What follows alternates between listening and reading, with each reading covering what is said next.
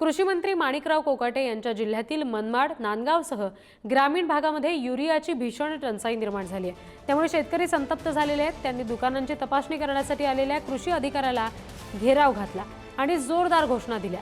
आता खतांची खरी गरज असताना युरिया मिळत नसल्यामुळे हजारो हेक्टरवरील मका, सोयाबीनसह इतर पिकं धोक्यात आली आहेत। गेल्या 15 दिवसांपासून आम्ही दुकानांमध्ये चक्रा मारून थकलोय। अक्षरशः युरियाची आज म्हणजे पिकांची जी वाढ झालेली आहे त्या वाढीसाठी आज योग्य प्रमाणामध्ये युरियाची गरज असताना देखील आज युरिया बाजारामध्ये कुठेही उपलब्ध मिळत नाही।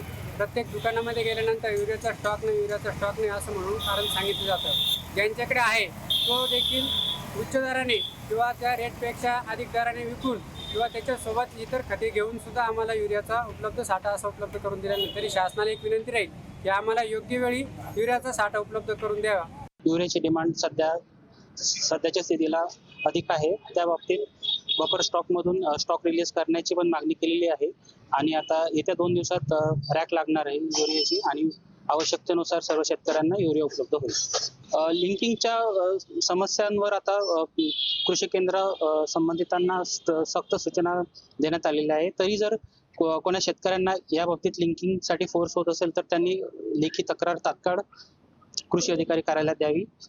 आम्ही त्याबाबत तात्काळ त्या ठिकाणी संबंधित कृषी केंद्रावर कारवाई करू। तर युरिया अभावी आता पिकं धोक्यात आलेली आहेत आणि आता खरी गरज आहे पिकांना युरियाची आणि अशात ही संकट असणारी परिस्थिती निर्माण झाल्यामुळे शेतकरी संतप्त आहेत।